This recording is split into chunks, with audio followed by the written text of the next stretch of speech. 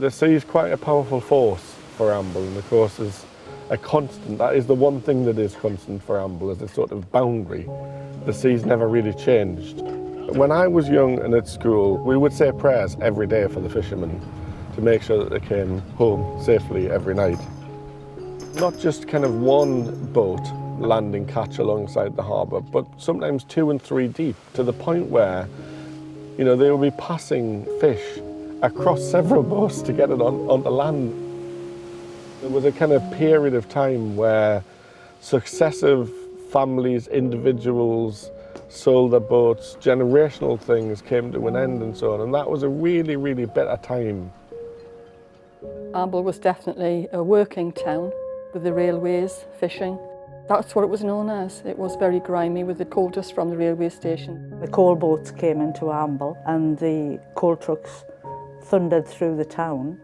One of my vivid memories was as a young lad walking to school in those days, the dismantling of the old infrastructure being demolished in front of our kind of very eyes. There was a lot of hope that the enterprise park was going to give Amble the solution to its long-term employment needs, and I think it did, you know, for quite a long time. When that closed, that was an absolute hammer blow to the town. There were families that the whole family worked in Just Roll. There were over 250 jobs lost then. It was a high percentage of unemployment that suddenly landed on Amble. Started in the food factory until it's collapsed in, I think it was 2010. Everything was negative, there was no positive feelings from anyone. It was, you know, it was just it's all doom and gloom.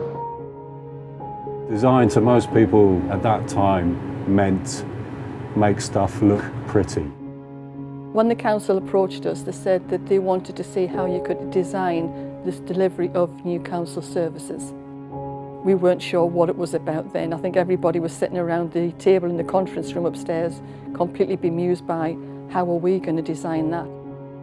We brought together what we thought were people who had a vested interest in designing the eventual outcome, the solution for Amble. The job is to come in and build creative confidence, I suppose, that things can be done. This is the room where the workshops took place. Everybody sat down and scribbling away furiously. And at the end of it, all the post-its were everywhere, all over the walls. It made you focus your mind and look to see what else could happen. Can we come up with a completely different concept, and how might this operate? There's some natural assets here that could be developed. What can Amble do to capitalise on this? Kind of taking almost like a place-based approach to it. It was very much about the community trying to find a solution. And the idea that came forward wasn't something that replaced the food factory. It was something very much that's set up about looking for how people could get into self-employment in a completely different way to anything that we had thought of before. And we would never have come up with anything like that. What the Design Council gave us was an impetus to think about things differently and perhaps think about how we could use design quite cleverly. Well, we're here at present in the middle of the lobster hatchery of Northumberland Seafood Centre. It's a conservation programme. What we do here is we get our lobsters in with eggs, so they're their females, we rear them and then we release them back into the sea. The way Amble has been designed in recent years, folks of Amble should be highly pleased with what has been achieved here.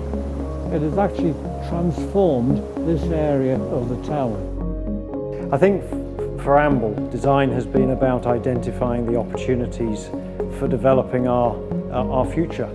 So this is the bunkhouse. It's the latest building in our development scheme. Year on year, we've seen it just continue to grow. We've built 4 blocks of apartments, a restaurant, office accommodation, and we're now on with a bunkhouse. Amble's become a bit of a foodie destination, you know.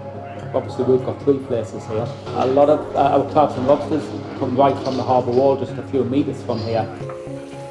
Amble has an amazing level of people who want to work. We wouldn't be here today without the willingness of our employees. It was a great boost to Amble when we won the Great British High Street Award.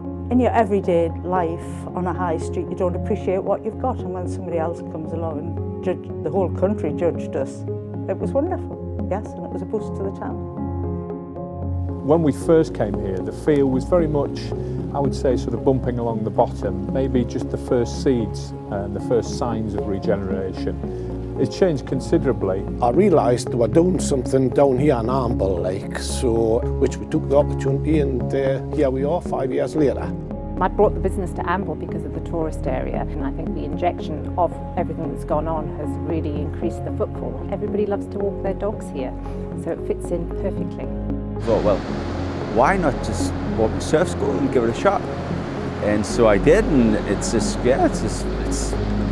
I'm overwhelmed. It's created a real sense of this is a place to do business, and this is a place where you can be successful in business.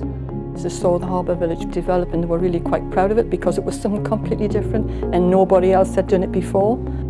Wonderful what the town have done. They have created something really good out of the ashes of the old industrial time. The last 10 days before my father died in early January, he said to me, I'm 85 and I've waited all of my life for Amble to be what it is today. You know, he would say, I can remember the gutters running with coal slack. You know, I can remember the sea claiming lives on a regular basis, all those different things. He danced on the main street when Amble won the High Street of the Year. He got off his kind of little mobility scooter and he did a jig on the main street. You know, he was so proud of it. I think a lot of people in Amble are really proud of it, and so they should be. And, you know, even more so now, I think, in terms of what Amble's become.